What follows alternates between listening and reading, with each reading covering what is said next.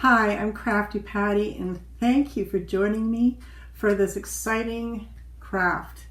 This is something that happened back in the 1800s when ladies used to get together and they'd all start punching and making rugs because they had to. They couldn't afford to buy them, so they made them. So again, it has come back to fashion again, and I'm going to show you all the ways to be successful so you can get some needle punching done, whether it be for a piece of art, whether it be a handbag, whether it be a pillow. Just have fun with it. So keep watching, and I'm going to show you a ton of tips and tricks to be successful.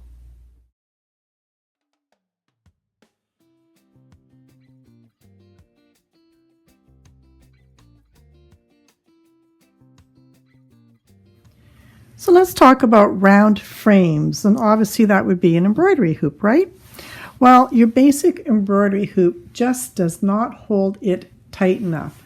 You think it's tight like a drum, and you think you can pull this tight as a drum, but what happens is every time you tighten it, and then you cinch it up again, and of course this you'd have to use a pair of pliers to get it really tight because there's no screw in the end. Then once you're punching, what happens is it slips out. So you're constantly tightening it and pulling it and even undoing it. So if you're going to get a round hoop, then do get what we call a Morgan no-slip hoop. These come in different styles, different companies make them, but basically it's just got ridges on the inside. And so when you've got your monk cloth in here or your linen cloth, and you can see here also, this one has a screw on the end. So after you've got this tightened up, you can go in with a screw and you can really make that nice and tight. So it's tight like a drum. It has to be tight like a drum. Don't look at this. This is just a practice one I did. I was practicing on different needle sizes and different yarns just for practice. So here is one that's been in there. Now, if you could try to pull this, I can't even budge that. And I can even pull that a little tighter if I want to. So that is tight like a drum, and that's what you need. This is one of my practice ones that I did try doing on an ordinary embroidery hoop that wasn't a non-slip hoop. And what happens is your loops on the other side, as you can see, are all uneven. They're all different heights. Now, of course, these ones I purposely made higher for more of a relief for this particular design. But what I'm saying is, if you don't have this monk cloth really tight, that's what's going to happen. It would take a long time to go through with your scissors and cut this all down and make that all even. So use the proper hoop. And what if you don't want a circle? Maybe you want a square piece of art. Well, we have options for that too. One option is you can get the Q-snap frames, and you'll find these online. I don't have one, so I'm just showing a picture of how they clamp in. These ones don't come in a very large size. I believe they only go up to 17 inches. If you want a bigger frame, you're going to have to build yourself a wood frame. If you want to do a really large piece of work, one option is you can go to your local art store and you can pick up stretcher bar frames, and these come in multiple of sizes. You can make this any size you want. These I actually got from my local art store, fairly reasonable for 4. I think it was about $16 for all 4 of them. But you also can get them on Amazon, and I'll leave links below for you as well. And it's fairly easy to build your stretcher bar frame. As you can see, they're all notched out for you. So it's just a matter of taking your 2 corners and you're going to square it up, wiggle it in, and put them together. Now you will notice that on these ones you've got a beveled edge and you've got a flat edge. So just make sure you're putting both bevel edges up and your flats are on the other side. So just a matter of coming in here and then working it back and forth, wiggling it in until it's all lined up. And then what I'm going to do is, I don't want to create a lot of noise on you, I'm just going to go and hammer this in so it matches up perfectly on a nice cement surface. I don't want to do it on my table, obviously, it's not strong enough. So I'm just going to hammer that in, and then I'll come back and do the same thing with the other corners. And if you're going to use the stretcher bar frame, you'll still want to add your tack strip, and I would line it up just with this edge here first, put this one in first, cut it off at the end, and then you can work your way around, matching it up, and then it'll probably be about here because this strip will come off to the end, and then again you'll match it up here and nail it down. That's your one option for building a frame, and you'll see other options coming up in the video as well. This is one option to purchase strips of gripper strips, and these are stapled onto a frame. And this is what they look like when they're made up. And the Oxford company does make some if you want to buy them already made up. And this is the frame I'm going to be demonstrating on today. I went to my local lumber store and I picked up 2 by 2 by 48 inches, and I was able to cut my 4 lengths out of that, which was really, really cheap because I got a low grade of baluster boards. And I attached it by using corner brackets and 4 screws. And you can see how I've butt these together. This one's come into here, then of course that's your long length, and then of course here's your short and then your long length, and the same all the way around. And I also picked up a couple strips of premium tack strip. This is actually for laying carpet down. And this works beautifully as it's got these little sharp nails that are on an angle. So when you pull your cloth over, it really makes it nice and tight. So what I did was I just took it and I matched up with my one edge here. That's where I started. I brought it along. I sawed it off with a finishing saw. Now, if a nail comes right where you want to saw, that's okay. Just hammer it down and it'll come out the other side and you can just take it out. Okay, so then once you've got that one done and you've sawed that off, then you can just push it down with your nails. And then I just came in and then I hammered it down. I just didn't want to do this on camera because it makes a lot of noise. And then hammer those down and then continue on, match up your next one. And then you turn it around, cut it off, and do the same for the other sides. Kind of jumping ahead a step here, but I should show you this. This is basically pipe insulation, and it comes in different thicknesses. This one isn't too thick, so it's easy to open up.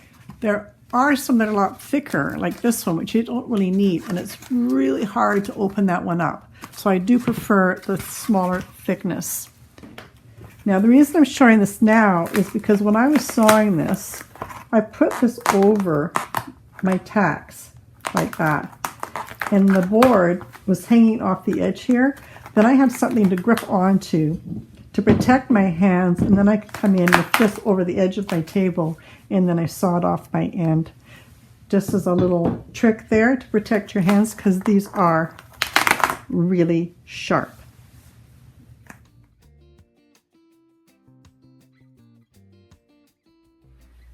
For your backing cloth, there are different types of monk cloth that you will find out there.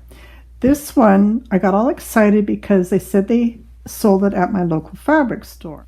But as you can see, the holes on this one are much further apart than this one. This one here has got 10 holes per square inch, whereas this one has 14 holes per square inch. So this will be a stronger backing than this one.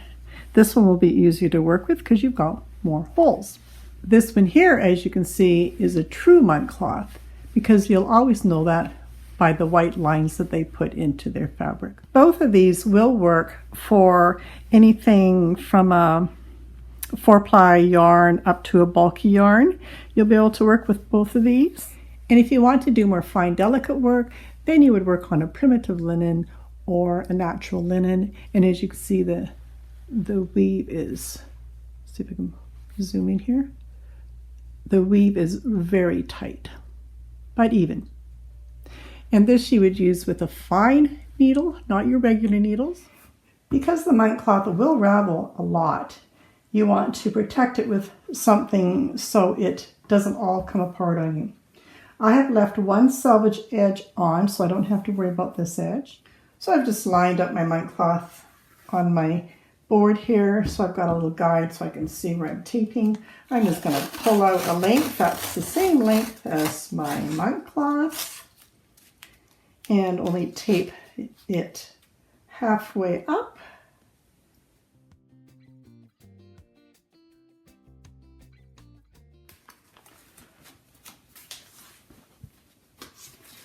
And press it down on the other side.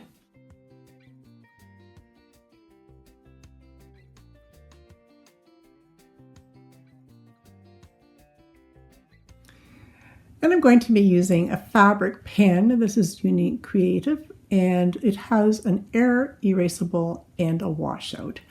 I'm not sure how long I'm going to be working on this design, so I'm going to choose the washout, and this won't bleed or anything. You'll be fine using this.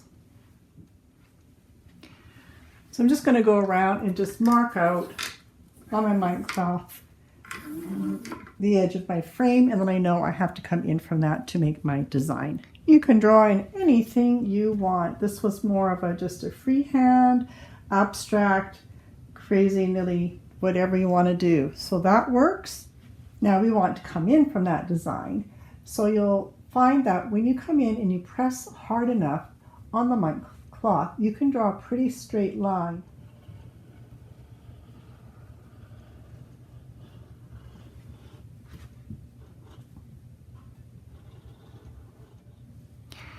And you'll notice where I drew this line. This is exactly where the warp is of the weave here. And you can see where my first line was. I didn't have it squared up exactly with my frame. So this is the line that I will be going from. So again, I'll just continue on and I'll follow this up and I'll make more lines coming up the other way. So I've gone around and followed my holes and you can see where I was off. So now I've got a nice straight line I can follow to stretch this onto my frame now. Now if you're comfortable, you can just come right in here and freehand your own design however you want to, especially if it's an abstract. If you're not comfortable with that, then cut out a piece of paper the same size as your artwork, draw out your design, slip it underneath, and you'll be able to see those lines through the monk cloth, and then you can just come in and trace those lines. If you're having difficulty seeing that, then your other option is, of course, to put your design up onto a window, tape it on, tape your monk cloth over it, and trace away, and you'll really be able to see it well looking through a window. And I'm just going to take my chances here, and I'm going to free it just by doing what I want to do here. And my idea here is, because I'm a beach kind of gal, I will probably do a beach scene. So this will probably be part of my beach, and then I'll just start adding in some more waves, and each one of these will be a different color.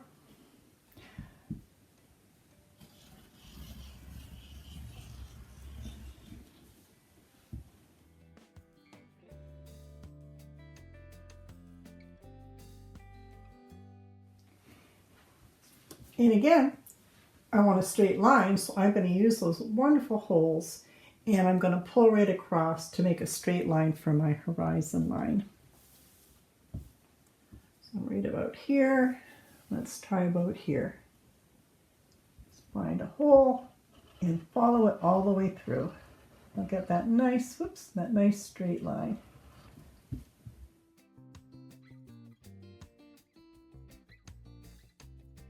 I might come in here and do some little hills or mountains maybe.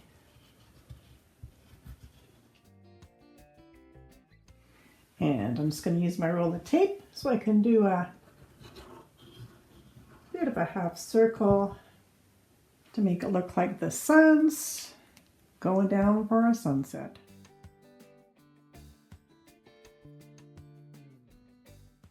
Now let's get it on the frame. So I'm going to just loosely plop this over. Go around this side so I don't get in the way. So what I'm doing right now, I'm just looking for my nails, and I'm just poking it in just to see where they are.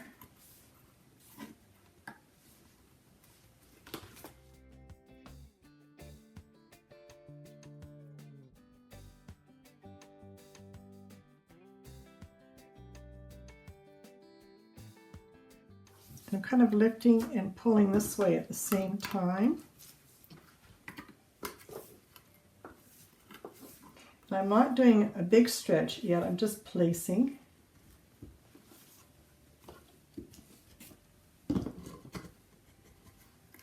Now we go in and we really start stretching. So I'm going to start here and give it a good tug on both sides. Inch forward, I'm pulling this way and this way. This way and this way.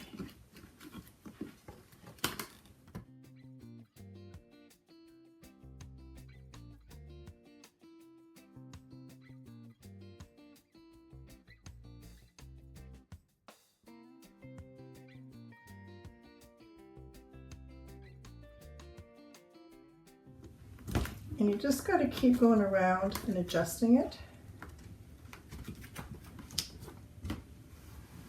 You want it tight as a drum. This is my true line here, so I've got to watch this line, not this line. Now what I'm doing, I'm going around and I'm really pulling tight now.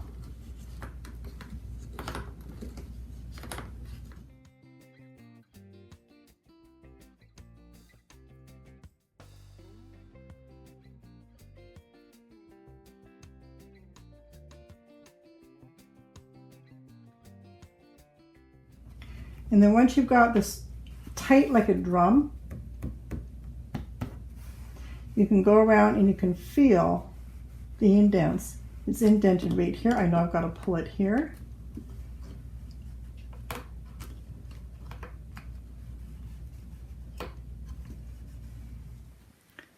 Now sometimes you'll get a place where there's no nail tacks.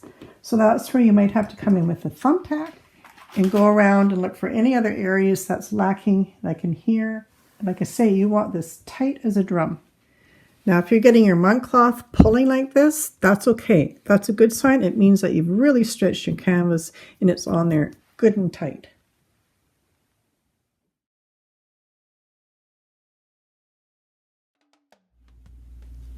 Now, a few options. You want to protect yourself from these very sharp nails while you're working.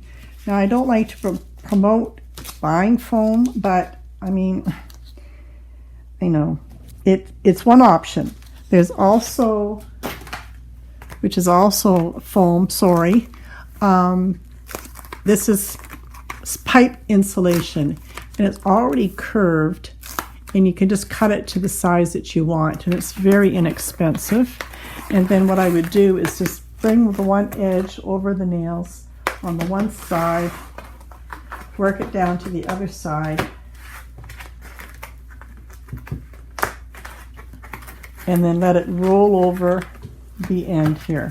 And it just tucks under on the other side, like so. And that again gives you a nice soft edge, but it's not too bulky. It'll also raise it off your working surface to give you more room for working. Like that. And then if you choose, you can bring them around every side if you want the comfort of it and the protection so you don't accidentally hit on one of the other sides. You might be thinking, oh my gosh, that's a lot of work. Well, for me, I love it because now I've got my frame built and I know I'm going to love doing this type of work. So for me, I'm ready to go now. But if you want to just try it, you're not sure if you're going to like punch needling, then go online and I've got a link in the description box below for you. And you can buy a little kit to get you started and then you can try it. It'll come with 2 hoops, 2 pieces of monk cloth, a regular size punch needle and an adjustable punch needle, a needle threader, 2 little needle threaders. And this is just little guides to wrap around embroidery thread if wanted, but this is more for finer work, scissors and a few other accessories. But there you go. There is that option as well.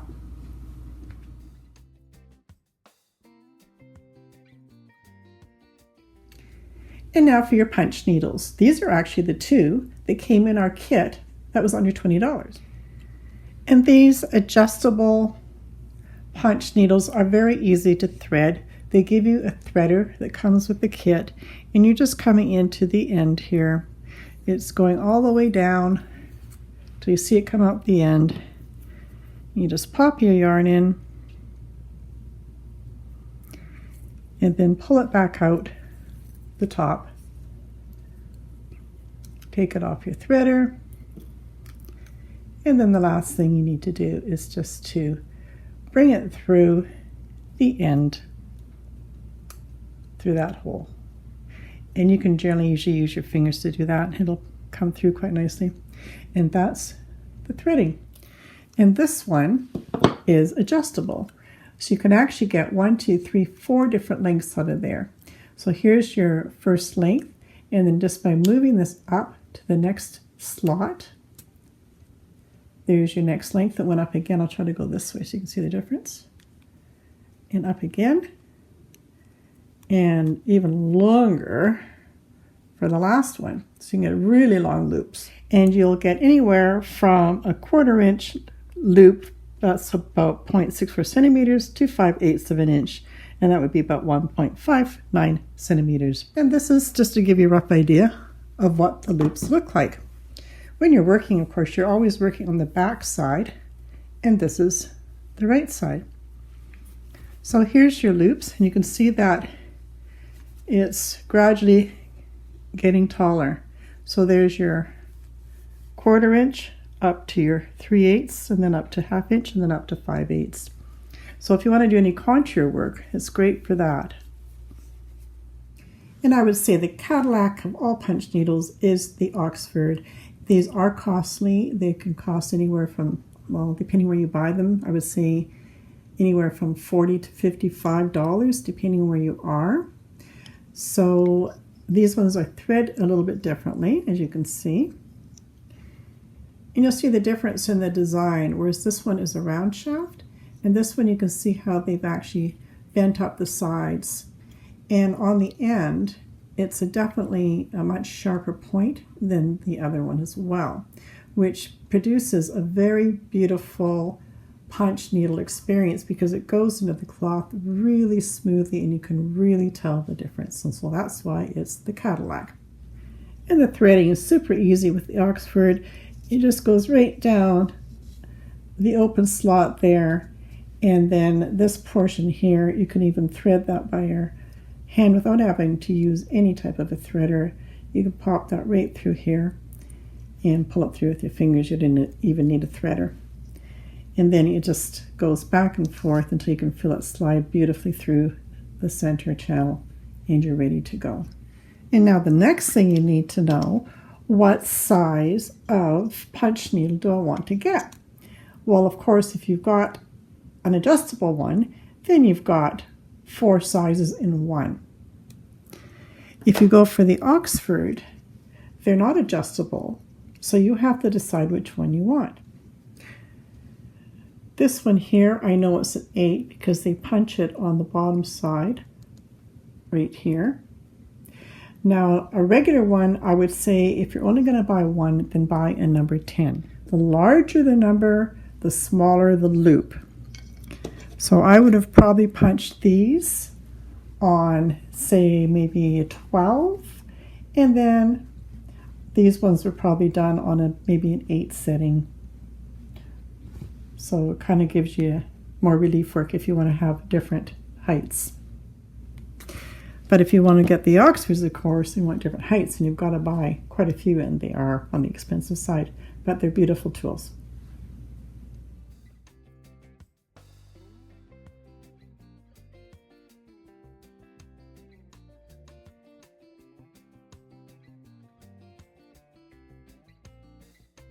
And this is going to be great for bulky yarns, worsted yarns, 3-ply yarns, but don't get stuck up on the word ply because it's really confusing because every yarn is a different form of ply, and it could be a 12-ply, which could be thinner than a 4-ply. So this is what I'm going to go by.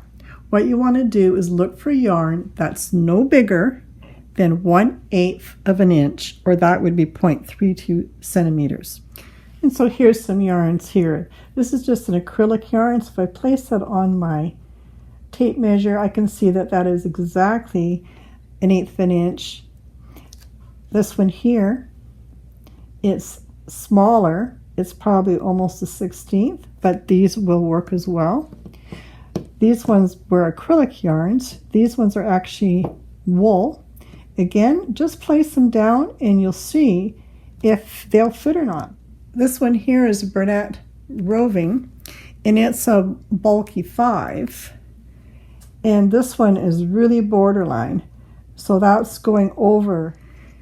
And you hate to kind of buy yarn and then get home and then go, oh, it doesn't fit in there, but you can always take it back.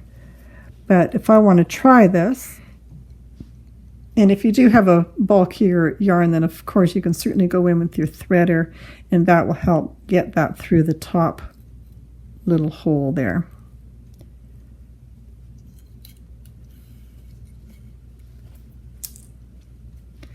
Okay, so I'm just kind of pulling this, and I'm just seeing if it's gliding. There is tension on this, so you might have trouble with that. So that's really borderline. The yarns to avoid are anything that's rough and nubbly like this, because what happens is it gets so far and then it goes, oh, and it grabs, and then that's going to either pull out one of your punch needle stitches or it's going to get stuck. So avoid anything like this. You can give it a try and it might work for you. This one's a little bit smoother and that might go through, but you'll have to give it a try. It might not work. If you are planning on making a rug, I would suggest you use rug yarn because it is more durable and it's a stronger yarn. All these yarns that I've chosen here are on the rougher side, and that helps to actually adhere into the monk cloth and it stays put.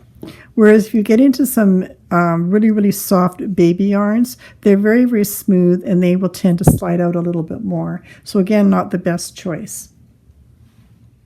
If you can't decide what type of yarn to buy and you're just starting out and you really want to just give it a try, this Craft Smart value is pretty reasonable. It's $3.99 and you've got 7 ounces in here. So that will take you quite a ways, and this is a medium 4. And this works quite nicely in the regular needle punch. Another thing I do love about the Craft Smart value yarn is that they always leave an end poking out so you can pull it from the middle, and this is going to make it so much easier when you're doing your punch needle work, because you'll just keep pulling from the middle like this to do your work. If you happen to have yarn in your bins that you want to use up and they're thinner yarns, don't worry, you can take 2 thinner yarns and just bring them together and put 2 of them through your needle, and that will work as well if you want to put 2 strands together. And you might be wondering, how much yarn is it going to take to do a big project like this? Well, just an easy ruling. You can just take your hand and say this area here will be about 4 ounces. So let's say 4 there, 12, 16 to do this much right here. And of course you're going to be doing it in different colors, so you can work out, well, how much do I need for my sky? Well, maybe 4, 8 for the sky. So that's how you can work it out. Well, thank you for staying with me to the end. I hope you've learned a lot. Now you can go and get the supplies that you need to start your frame, and then for the next video, for part 2, we'll be able to do some punch needle together, and then we can show you how we can do some different effects and how to do some blending and finish up a beautiful piece of artwork. So until then, bye-bye.